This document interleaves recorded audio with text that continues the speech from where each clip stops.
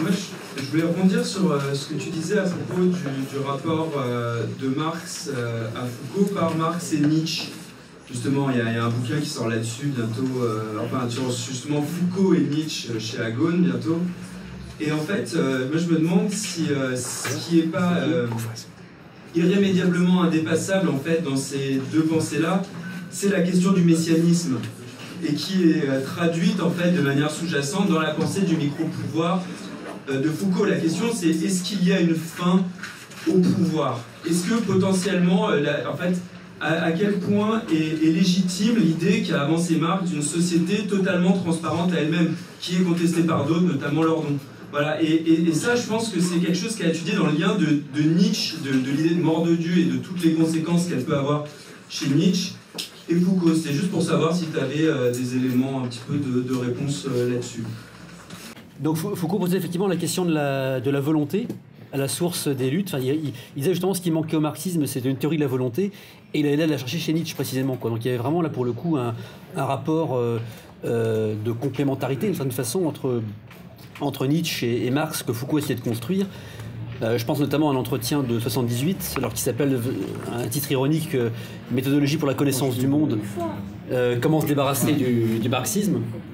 Donc un entretien très ironique, effectivement, où il invoque Nietzsche, ce critère de la volonté de puissance, comme une sorte de complément justement à la lutte des classes, pour alors compléter ce qui manquerait chez Marx, qui serait justement une théorie de la volonté, quoi, précisément, quoi. Donc je pense qu'il l'abordait un peu par ce prisme-là.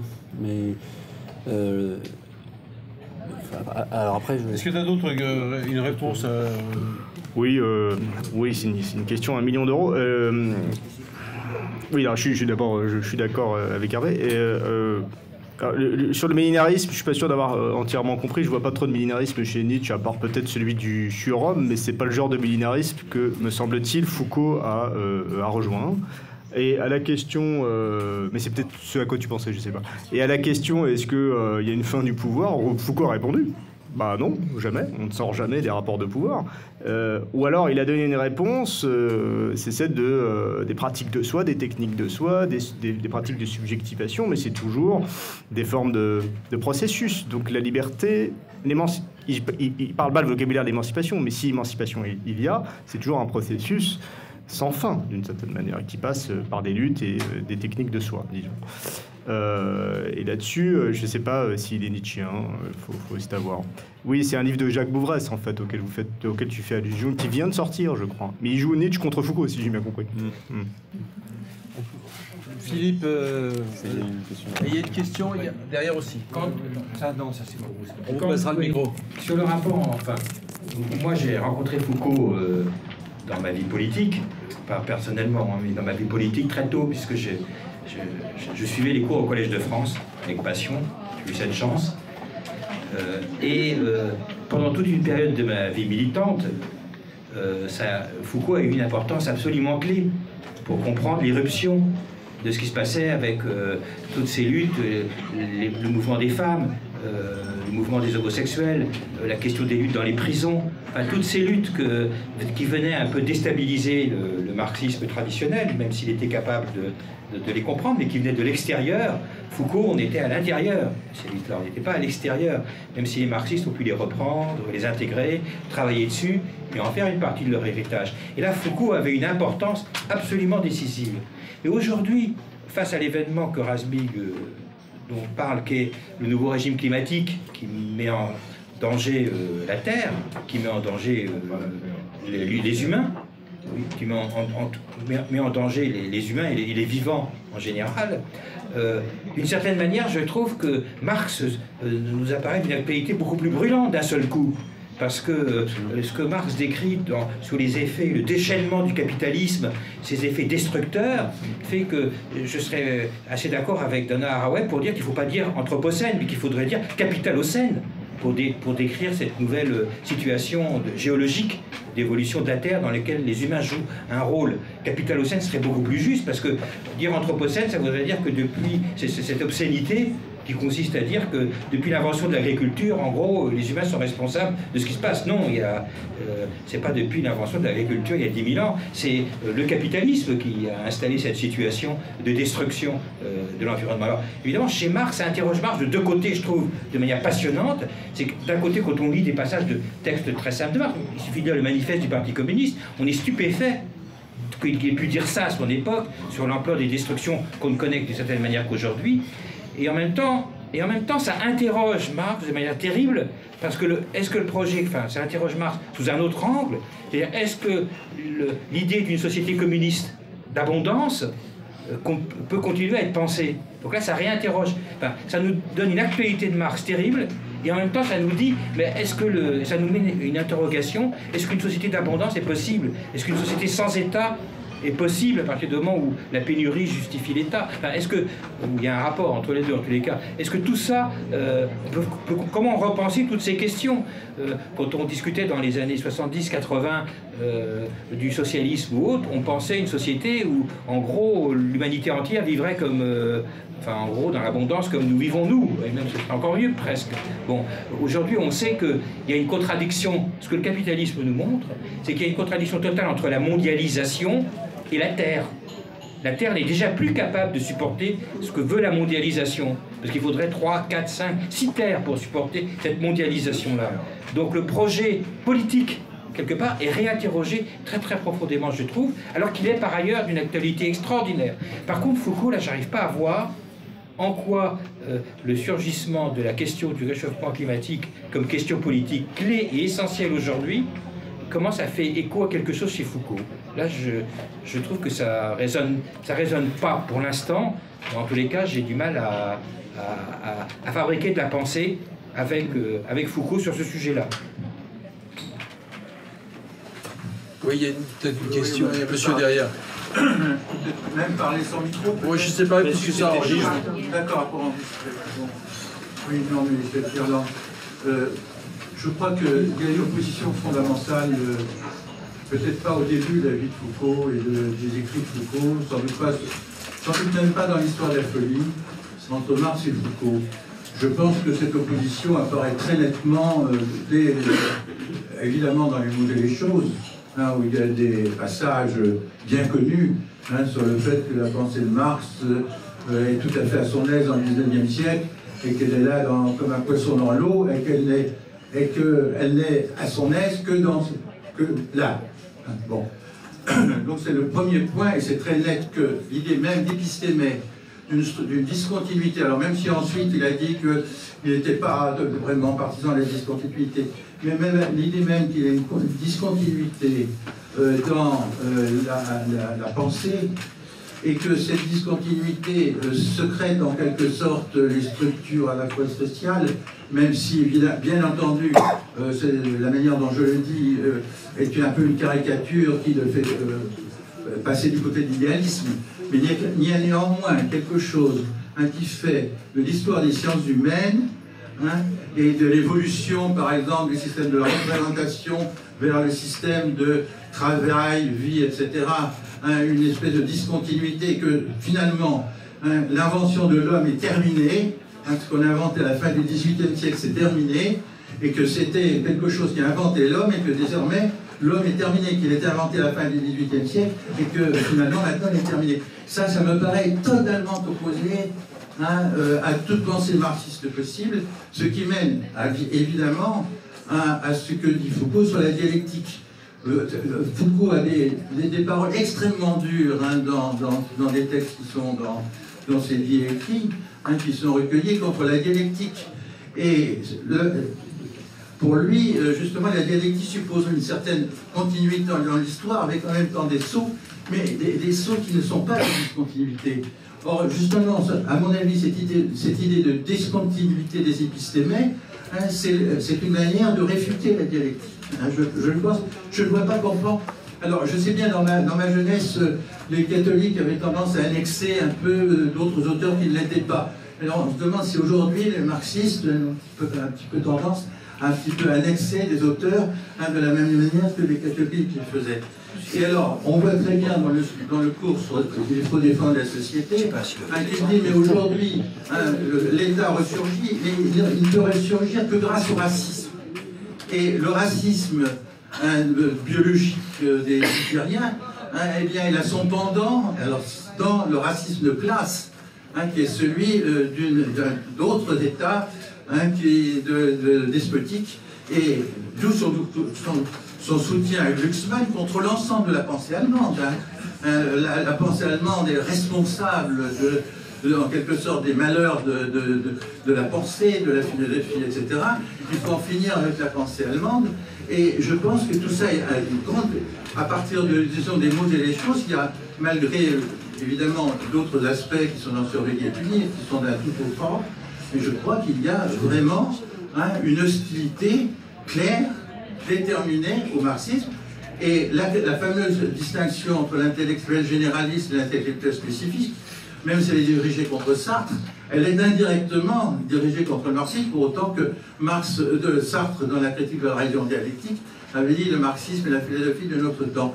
Donc je pense que la grandeur de Foucault est diminuée si on enlève justement cette hostilité au marxisme, et si on ne voit pas aussi sa faiblesse, qui est que comment se passer vraiment de la dialectique, et si ce n'est pas une mode qu'il a instaurée d'oublier la dialectique, et que peut-être que pour comprendre l'histoire, il faudrait s'interroger à nouveau sur la dialectique, comme le font certains, comme Zizek, bon, par exemple. Donc, voilà, donc je pense que c'est une pratique, enfin, je voudrais dire que c'est une manière d'envisager Foucault qui est contraire à ses intentions, et évidemment aussi aux intentions des Foucaliens qu'on peut connaître. Bon, par ailleurs, voilà. Quelqu'un veut répondre sur ça, de la dialectique, de la dialectique. Alors, qui est-ce qui est pour la dialectique? Pierre, tu veux répondre? Mais laquelle? La tienne. Oui, je ne peux pas répondre sur tout, mais simplement sur l'aspect de la question de l'homme chez Foucault. Il ne faut pas mal comprendre cette question. Foucault voulait dire par la mort de l'homme une certaine conception de l'homme liée à une disposition du savoir particulière du XIXe siècle qui considérait l'homme comme un être fini et auquel, par exemple, le travail serait rattaché comme quelque chose de naturel, mais il ne faut pas du tout s'arrêter en disant que voilà, Foucault ne comprendrait pas les problèmes qui sont liés à la question de l'homme. Il y a une autre citation qui est très importante, qui est à travers laquelle Foucault cite Marx, qui est celle que l'homme produit l'homme, au sens où pour Foucault il s'agit nécessairement de se réinventer. Judith Revel commente cette citation dans le livre. Et ça pour dire, aussi pour répondre à la question de la crise écologique et de l'anthropocène, parce qu'il s'agit aussi dans ce contexte environnemental nouveau de faire quelque chose d'autre de l'homme. Ce que voulait dire Foucault, c'est que les conditions propres à chaque époque nous intiment de réinventer l'homme, de le reproduire, de le reconstruire de façon nouvelle. Et donc ça peut être une manière de répondre à la question de à quoi sert Foucault dans le nouveau contexte qui est le nôtre. C'est que cette question de la crise écologique, elle impose de nouvelles conditions à l'intérieur desquelles nous sommes amenés aussi à repenser notre subjectivité, nos manières de vivre, nos manières d'être, et le fait que l'humanité tout entière soit concernée par ce problème écologique implique précisément qu'on doit réfléchir à une nouvelle manière peut-être plus globale de penser nos rapports aux autres, nos rapports au monde. Donc cette phrase de Foucault citant Marx, l'homme produit l'homme, elle est très importante pour expliquer que chaque contexte justement nous oblige à nous réinventer et à repenser l'homme lui-même. Voilà, donc simplement pour répondre à ceci.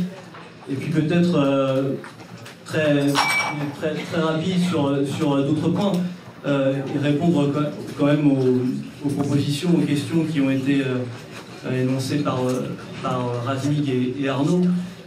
Justement, d'abord sur cette question de la crise écologique, bon, on pourrait dire que d'un autre point de vue, là, Chakrabarty se pose peut-être au moment de l'apocalypse, au moment où le monde va disparaître, et il voit à ce moment-là que les pensées de Foucault et de Marx sont moins utiles, mais la crise écologique en elle-même, telle qu'on la vit aujourd'hui, elle implique aussi, à travers par exemple le capitalisme vert, le fait qu'un certain nombre d'entreprises, d'acteurs multinationaux se servent aussi de l'écologie pour imposer de nouvelles formes de domination, ça nous invite aussi à reconsidérer Marx, et la question des rapports de classe et de domination de classe interviennent aussi dans cette question écologique. Ensuite, sur ce que tu as dit, qui est à mon avis très important, sur Podemos et Syriza, le fait que d'autres figures intellectuelles, aussi comme Gramsci, comme Poulantzas, étaient invoquées dans ces cadres-là, dans ces contextes-là. On pourrait aussi évoquer, pour relativiser ce que tu as dit, mais qui reste à mon avis très important, mais évoquer d'autres contextes, par exemple le contexte de l'Italie, où il y a tout un mouvement qui s'est produit ces dernières années justement autour de la question des biens communs, et qui lui impliquait des références assez directes à Marx et Foucault. Dans ce mouvement-là, il y a une partie des gens qui luttent pour les biens communs qui se revendiquent de ce qu'ils appellent le béni-communisme. Le béni-communisme, et dans béni-communisme, il y a la référence à Marx. Dans certaines luttes en Italie, comme la lutte contre le mouvement Notave, contre le TGV Lyon-Turin, il y a toute une partie de ce mouvement qui se revendique de Foucault, de l'idée de contre-subjectivité, de l'idée que justement ces luttes, toutes ces luttes autour de la défense de zones naturelles, d'espaces à défendre, comme il y a aussi en France avec Notre-Dame-des-Landes, produisent la formation de contre-sujets, et Foucault intervient aussi là-dedans. Donc bien sûr, ce sont des éléments qu'on peut juger parce qu'ils sont moins institutionnalisés, peut-être plus minoritaires par rapport à ce qui se passe avec Podemos et Syriza, mais c'est malgré tout des contextes où les références à Marx et Foucault restent vivantes. Sur la question de... Je dis juste un mot et après j'arrête de parler. Sur la question de l'État, et puis ensuite peut-être un mot sur Balibar. Sur l'État, je dirais simplement une chose, c'est qu'il y a peut-être juste un point commun entre Marx et Foucault, c'est que les deux, même si la généalogie, tu l'as dit, la généalogie foucauldienne de l'État est extrêmement différente de celle de Marx, le seul point commun, c'est que tous les deux pensent quand même, à mon avis, la constitution et la formation de l'État à partir de la société. Donc ça, c'est un élément important, c'est-à-dire que c'est les conflits de classe à l'intérieur de la structure économique qui vont être à la base de la formation d'une domination de classe et de l'État chez Marx, et c'est des rapports de pouvoir, de discipline, de domination à l'intérieur de la société qui vont aussi générer l'État chez Foucault. Donc ça implique, si on considère que l'État est un problème, c'est ce point de vue très important que pour résoudre la question de l'État, il faut aussi s'intéresser aux rapports de force qui jouent dans la société, et peut-être d'abord à ces rapports de force-là que simplement à l'institution de l'État en tant que telle. Et puis, j'ai énormément d'admiration pour Étienne Balibar.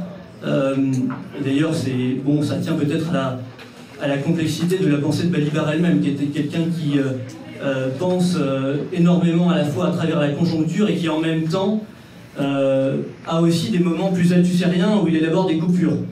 Et dans le texte qu'il a produit pour le colloque, mais c'est mon avis et ça n'engage que moi, il me semble qu'il fait un certain nombre de coupures, où il estime qu'à partir de 1976, les noces entre Marx et Foucault sont terminées, et en particulier le fait que Foucault ne se met plus à penser, pour le dire très simplement, d'un point de vue collectif, mais d'un point de vue individuel. Bon, il faut, à ce titre-là, il faudrait jouer Balibar contre lui-même, c'est-à-dire revoir certains éléments de conjoncture, reprendre par exemple les textes sur l'Iran, où il est constamment question de la volonté collective. Donc, et de ce fait-là, ça amène à repenser le parcours politique de Foucault, qui est pas du tout linéaire, et je pense pas qu'on puisse dire qu'à tel moment, Foucault se retranche de la politique du tout. Même le dernier Foucault, il faudrait en discuter. Moi, j'aurais pas la même interprétation. Je pense que les textes du Foucault éthique, réagissent à la question du néolibéralisme et essayent de penser une forme de subjectivité libre, un rapport libre à nous-mêmes, alors que le néolibéralisme et le libéralisme en général impliquent de penser un rapport à soi de manière plus contrainte. Donc, de ce point de vue-là, et en tout cas sur la question du collectif, il n'est pas du tout sûr que ça s'arrête en 76. Sur la question de Philippe, la question de l'environnement, Ferrat a apporté des éléments, je crois, importants. Foucault, d'un certain côté, est le premier penseur de l'environnement. Le penseur de l'environnement, mais sous un angle très particulier, qui est la manière dont, pour gouverner les individus, il faut agir sur l'environnement. Ce dispositif de pouvoir qui se met en place, en gros, au XVIIIe siècle, je dirais, est l'un des grands axes de sa pensée. Un axe qu'on retrouve dans son analyse du libéralisme et du néolibéralisme. Agir sur les individus, non pas par le commandement, non pas par les formes coercitives directes, mais par des manières indirectes, incitatives. C'est quelque chose qui, pour lui, est fondamental. Toute sa considération, toutes ses réflexions sur l'espace, le quadrillage des villes, sur l'hygiène également, mais tout son intérêt également pour Bentham et le panoptique. Tout ça renvoie à un noyau de sa pensée absolument essentiel, qui est que, à un certain moment historique, au fond, ce n'est plus par le grand dispositif de la souveraineté que l'on va pouvoir commander les hommes, mais par des manières indirectes. Et une des manières indirectes principales, c'est le gouvernement par le marché. Alors ce n'est pas l'environnement tel que l'entendent en effet les écologistes, mais il y aurait néanmoins à tirer de cela des éléments qui nous permettraient de comprendre comment nous allons pouvoir ou devoir obéir à un certain nombre de consignes s'il y a des politiques environnementales nouvelles qui se mettent en place, des politiques de pouvoir qui se mettent en place à travers une certaine gestion de la crise climatique. Je pense qu'il y a là des choses qu'il ne faut pas du tout négliger. Alors ce n'est pas pour dire que chez Foucault il y a tout comme au BHV, parce qu'il y aurait une tentation de faire comme les marxistes ont fait avec Marx, qu'il y avait tout dans Marx ou dans le marxisme. Il y a des solutions à tout, des réponses à tout. Et effectivement, la dialectique dont il a été question était une façon, je dirais, de répondre à toutes les questions. Il y avait la science, il y avait le sens de l'histoire, il y avait l'avant-garde, il y avait le moteur, il y avait le sujet, il y avait l'avenir. Le marxisme s'est donné l'avenir, en se donnant en même temps le passé. Science totale de l'histoire. Je crois que c'est contre cela, effectivement, que Foucault, il n'était pas le seul, a réagi.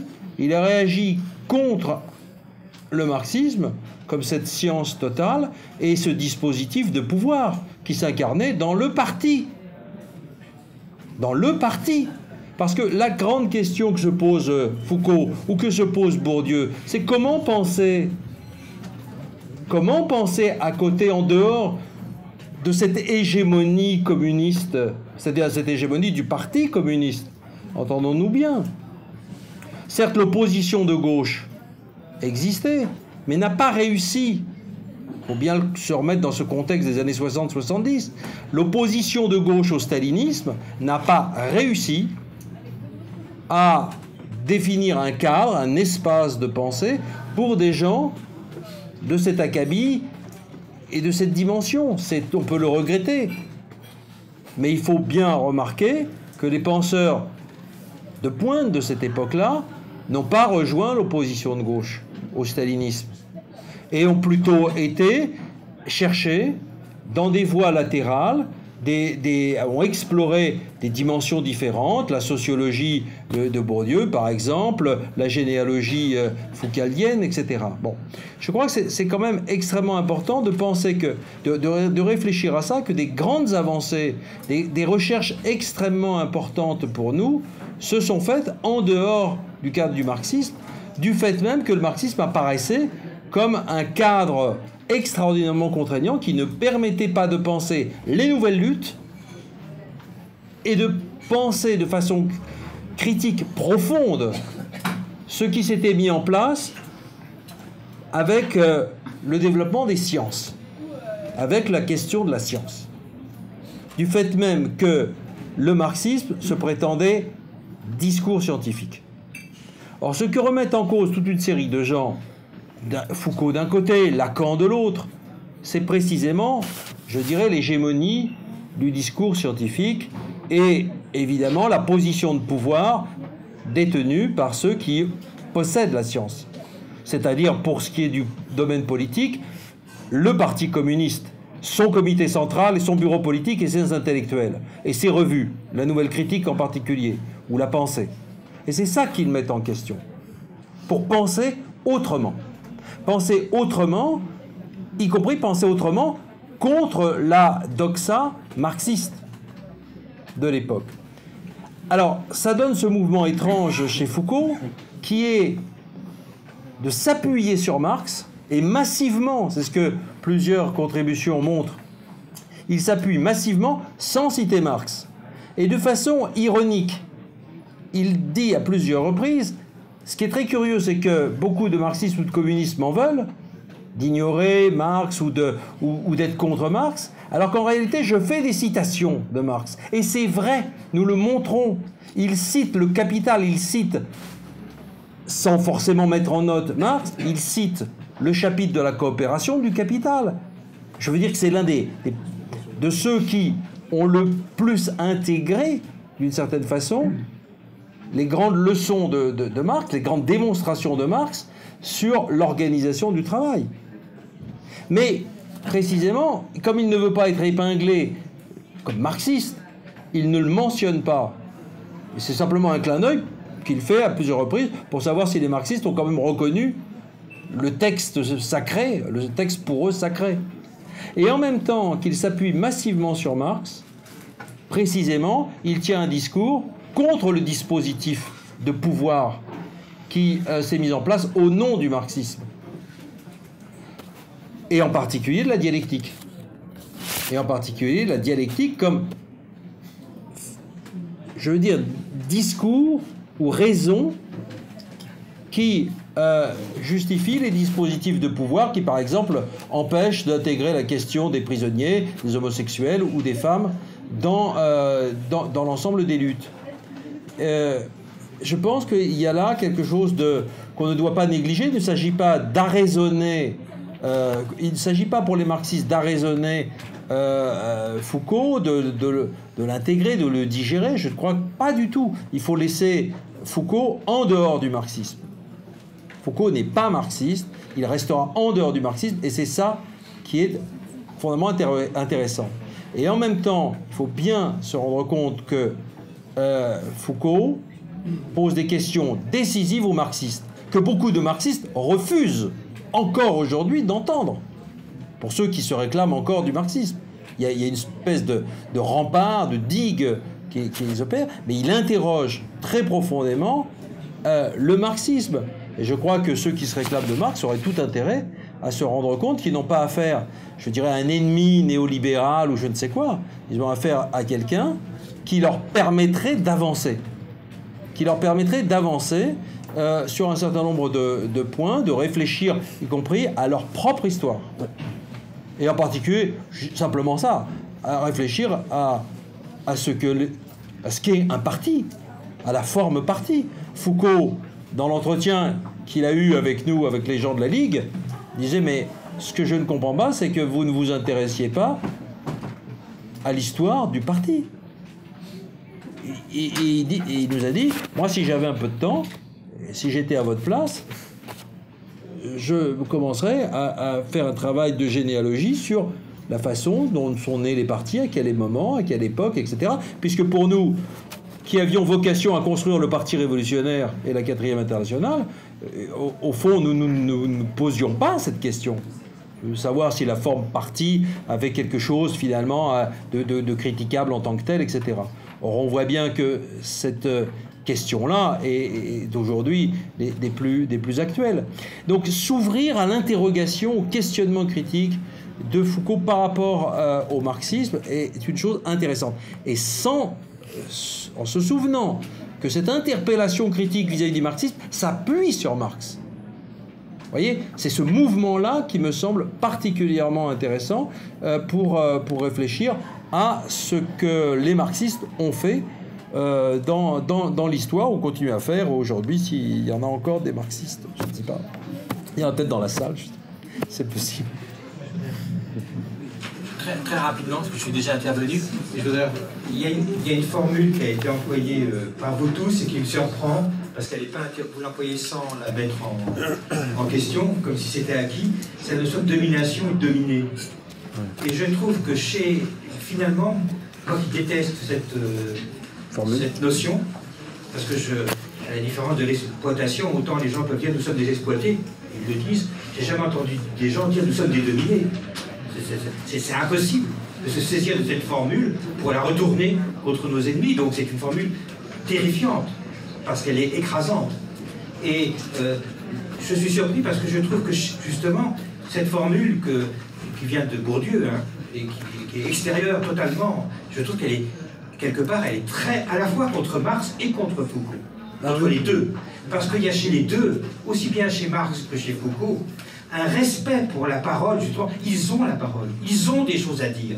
Il n'y a pas cette notion de subalterne, ceux qui n'ont rien, qui ne peuvent pas parler, ceux qui ne disent rien. Il n'y a pas cette notion de... Au contraire, Foucault va chercher dans des textes, des journaux, des choses extrêmement précises. C'est ce qu'a fait Rancière aussi, d'une certaine façon.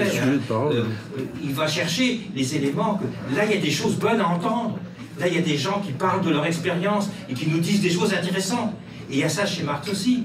Il n'y a pas ce mépris, je trouve, ni chez Marx, ni chez Foucault, par rapport aux éléments de fabrication chez les gens les plus simples, les plus pauvres, les plus au bord de la société, le plus exclu de la société. Non, tous ces gens-là, au contraire, c'est à partir de ce qu'ils disent, de ce qu'ils font, qu'on va nourrir la politique, qu'on va nourrir la réflexion.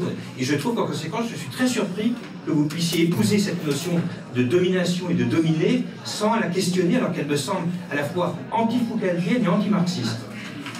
Je crois qu'il y a une question, une remarque derrière.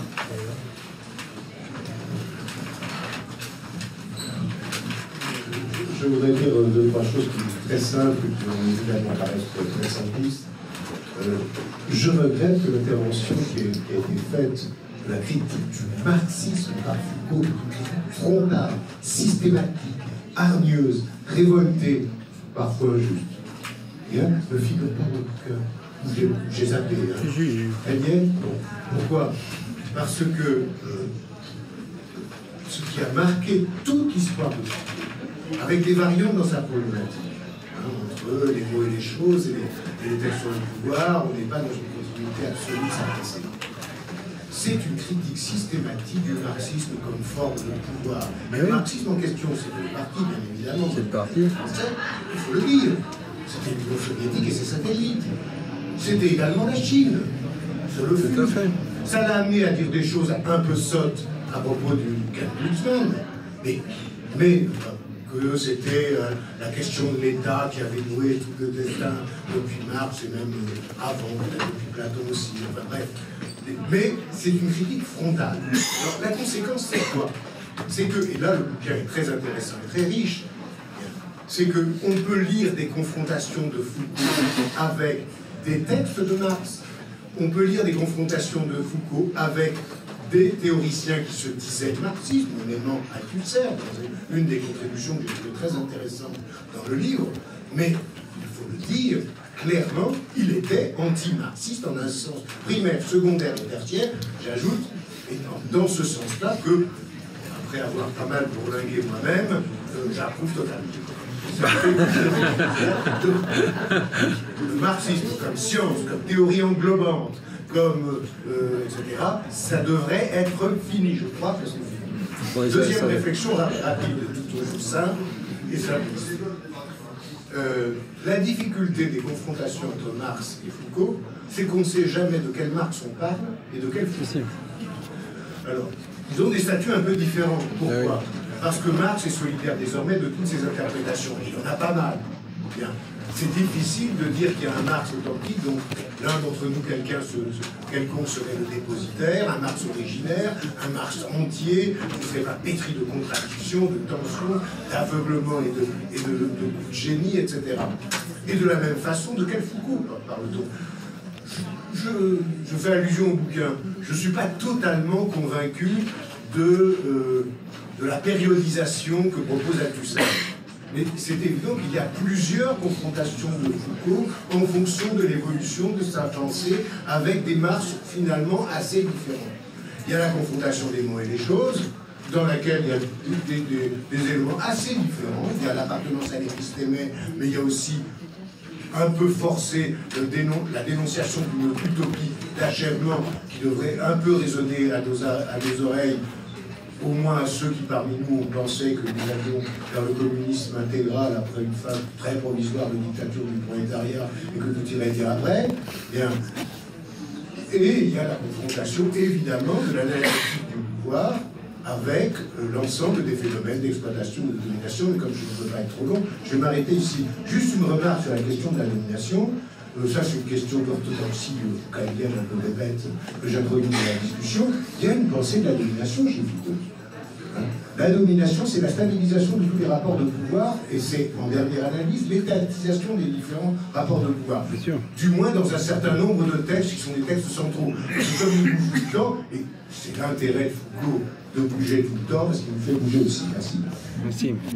Oui, je voulais juste revenir sur le rapport dont Foucault se rapporte à Marx comme un ensemble de discours. C'est-à-dire qu'il ne traite pas Marx comme un auteur, c'est pas l'auteur Marx qui l'intéresse, je pense que c'est plutôt les régimes de discours qu'il y a à l'intérieur de Marx.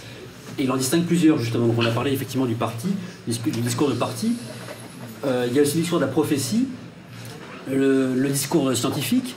Et alors lui, ce qui va l'intéresser, c'est un discours qui est un peu minorisé par les marxistes à l'époque, ce qu'il appelle le discours de la stratégie, le discours des luttes.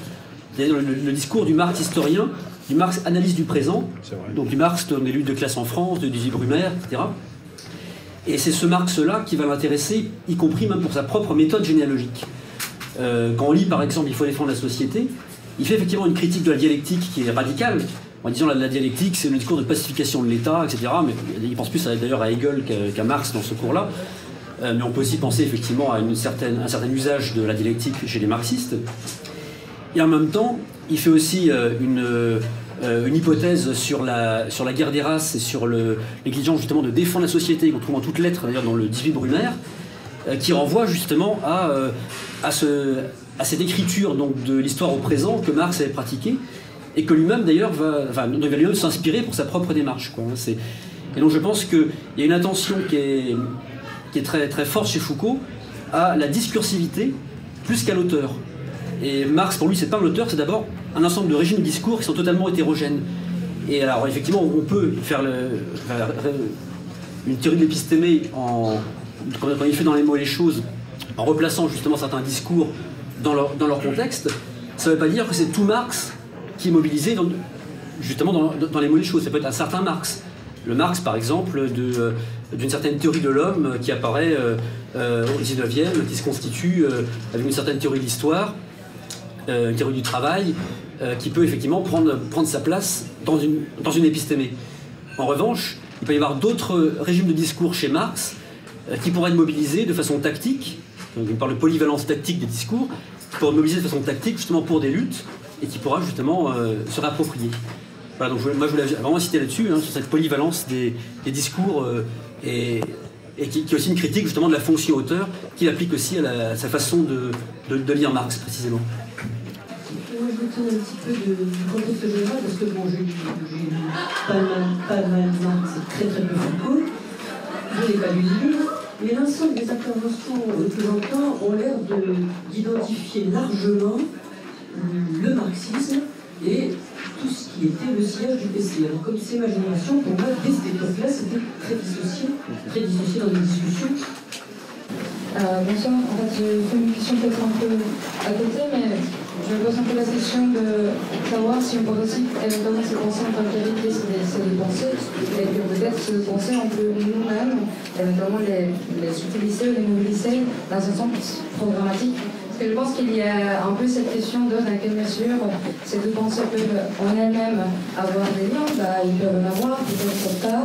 Et je pense que tout à l'heure il y a quelque chose qui a été mentionné assez important, c'est des mouvements, des partis qui aujourd'hui se servent de manière un peu différente, nouvelle, pour construire des politiques aujourd'hui.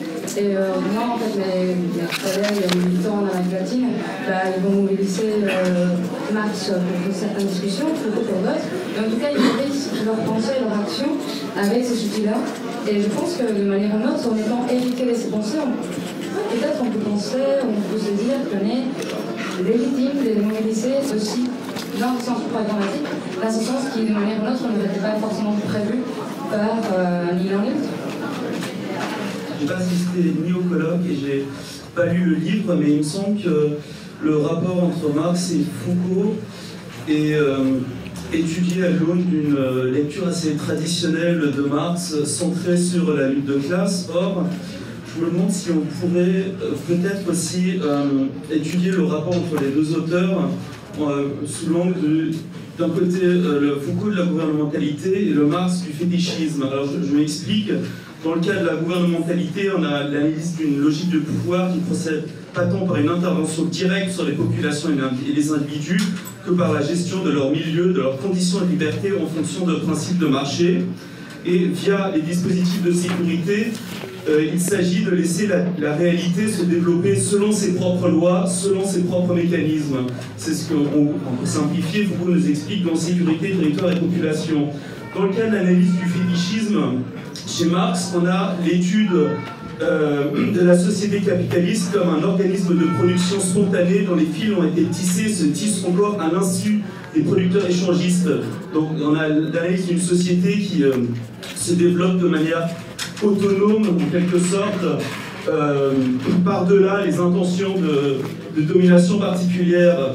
Et dans les deux cas, on a, je pense qu'on peut faire le rapprochement entre une analyse du capitalisme qui insiste sur le rôle de la liberté, une certaine forme de liberté, où la liberté n'est pas le contraire de la domination, mais où le capitalisme procède par au moins une certaine forme, un régime de liberté particulier. Dans le cas de Marx, c'est par exemple le caractère doublement libre du travailleur, et d'autre part, on peut aussi faire un rapprochement entre l'analyse de l'État et les dispositifs de sécurité chez Foucault. Il s'agit où l'État s'auto-limite en tant qu'État et où il s'agit de garantir l'espace de liberté qu'est le marché sur la base d'une logique du risque, et d'autre part une analyse de l'État qui n'est pas développée chez Marx mais qu'on peut dériver de la critique de l'économie politique, où l'État n'est pas tant l'instrument d'une classe particulière mais l'instance qui garantit l'intérêt du capitalisme en général et doit garantir aussi la liberté et l'égalité des individus en tant que propriétaires de marchandises. Donc je voulais savoir si peut-être on pouvait aussi creuser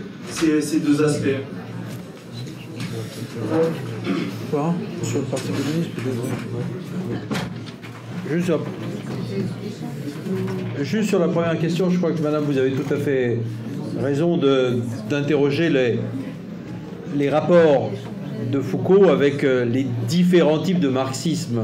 Vous avez tout à fait raison de dire que Foucault, comme les gens de sa génération, ont été profondément marqués par la domination, pour le coup, du Parti communiste sur la gauche.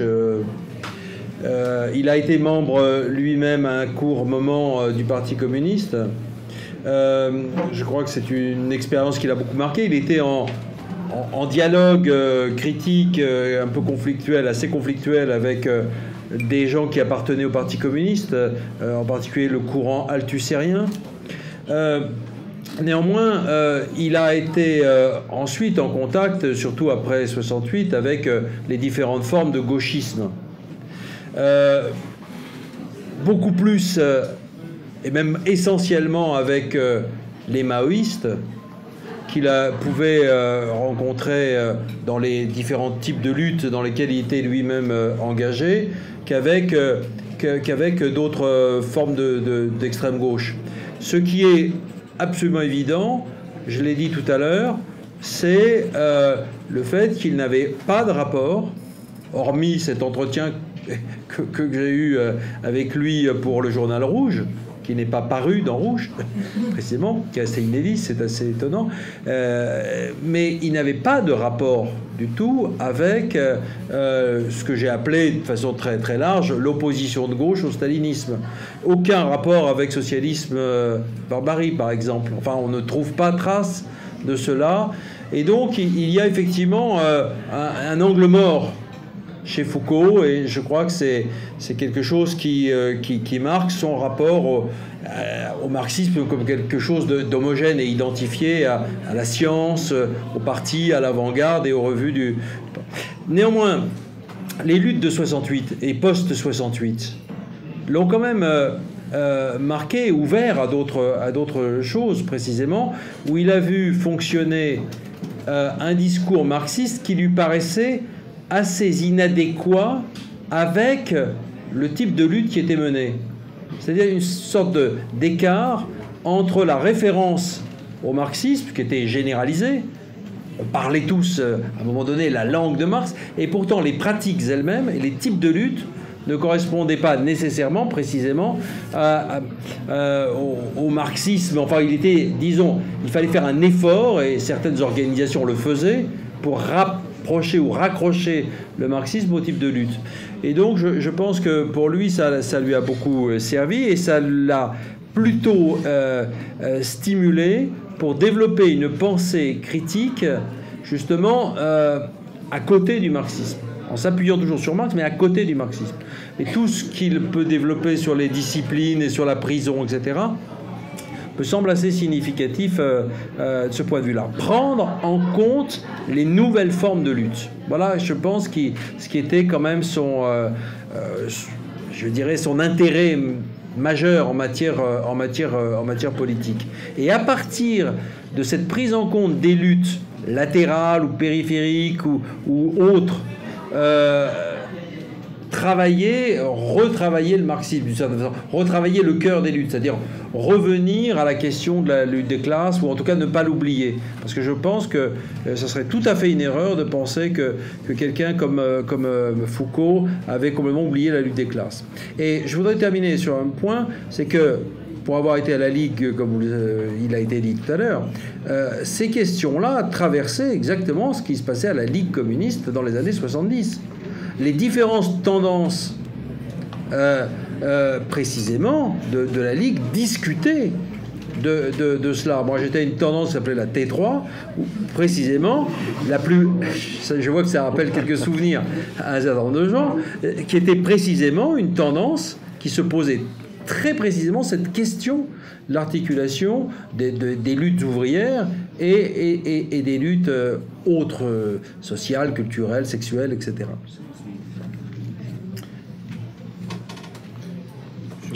Sur la valeur marxiste. Moi, je suis un marxiste et donc je dois. Donc, sur la valeur. Oui, donc si tu demandais tout à l'heure s'il restait encore des marxistes, on dit non. Il y en a. Ouais, enfin, Gramsci. Non, mais. Oui, enfin, Gramsci, c'était un marxiste. D'accord. Non, mais par ailleurs, dans les auteurs que j'évoque dans l'émission à gauche, je vois pas du tout le type d'hostilité vis-à-vis de Foucault, qui pouvait exister dans les années 60-70. Les gens s'intéressent à Foucault ou pas, mais il n'y a pas d'hostilité particulière. Non, sur la question du programme, je crois qu'il n'y a pas de programme évidemment clé en main à tirer d'auteurs comme Marx, Foucault, Gramsci ou Poulantzas. Ce qui plaît, me semble-t-il, dans la lignée Gramsci-Poulantzas dans les mouvements sociaux actuels, c'est l'articulation du dedans-dehors, que l'on constate aussi bien dans le cas de Syriza, dans le cas de Podemos, et aussi en Amérique latine que vous évoquez. C'est-à-dire un pied dans les mouvements sociaux et un pied également dans les institutions, avec une tentative de radicalisation de ces institutions en s'appuyant sur les mouvements sociaux en question. Bon, ça, ce que je viens de dire, c'est précisément ce que Poulantzas appelle, à la fin de sa vie, l'eurocommunisme de gauche. Mais c'est une tradition qui remonte aussi, je pense, à certaines pratiques, à certaines périodes de la Ligue aussi. Moi, je ne connais pas bien, mais parce que la part institutionnelle était moins prise au sérieux, moins prise en considération, mais... Donc c'est ça, fondamentalement, le principe de base, me semble-t-il, qui est opérant dans ces pensées-là, c'est l'idée de vouloir articuler les mouvements sociaux, mais de prendre au sérieux aussi le fait que le social se cristallise dans des institutions, que la démocratie a une histoire et aussi le fruit de lutte, et que donc les institutions doivent être prises en considération et prises au sérieux en les articulant et en s'appuyant.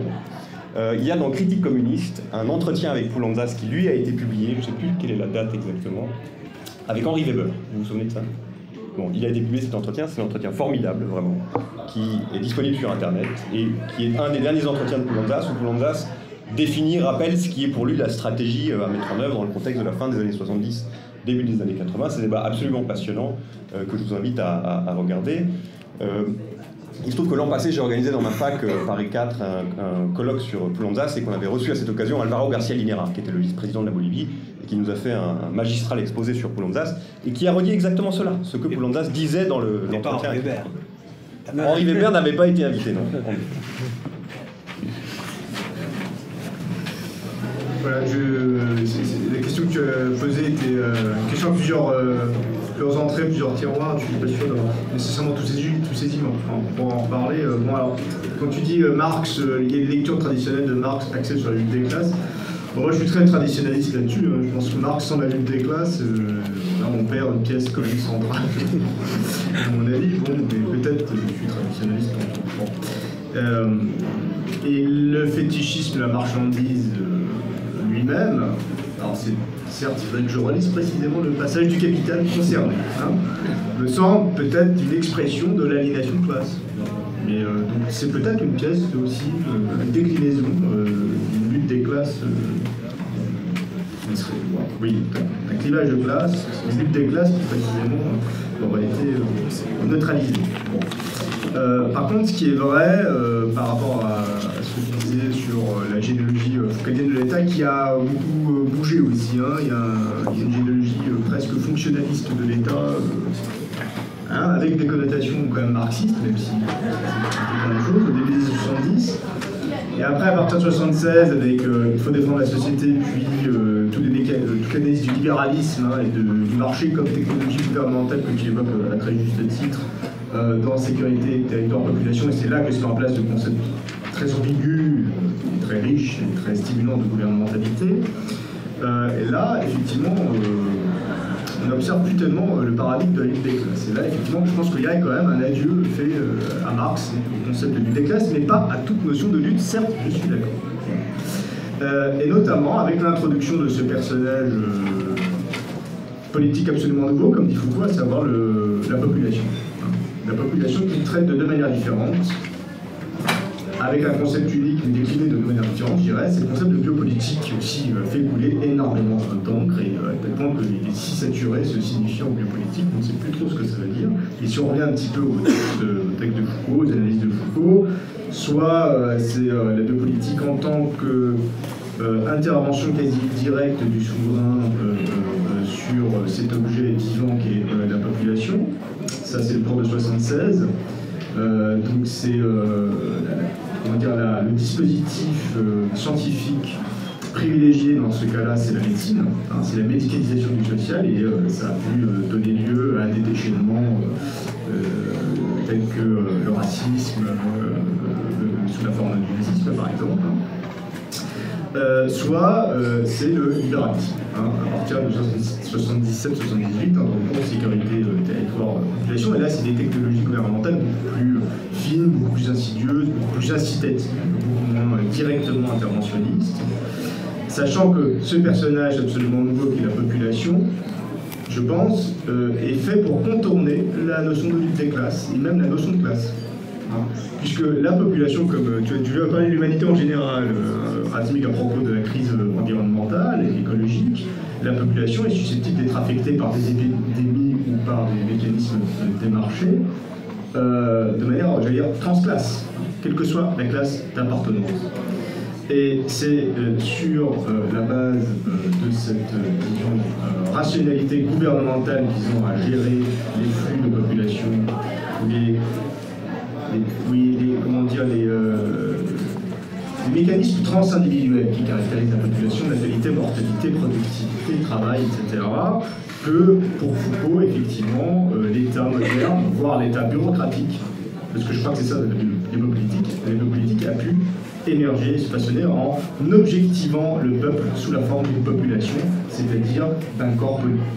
Justement pas un corps politique, pas un sujet politique, mais disons d'un corps vivant, mesurable, éventuellement maîtrisable, peut-être pas normalisable, mais plutôt, il y a plutôt le concept de, non pas de normalisation, mais de normation. Hein. Et c'est sur cette base, donc je crois qu'il analyse l'émergence de la géopolitique, qui est en fait, à mon avis, l'état bureaucratique. Hein, je ne sais pas si j'ai répondu. D'accord. Il y a quelqu'un qui va ajouter quelque chose? On en a là. Tu annonces le pont là. Donc on va conclure, oui. Enfin, on va conclure en disant qu'on peut continuer la discussion autour d'un pot. Voilà. Ouais. S'ils n'ont pas tout bu, s'ils n'ont pas tout bu, le laboratoire et la société Louis Michel. Voilà. Et donc,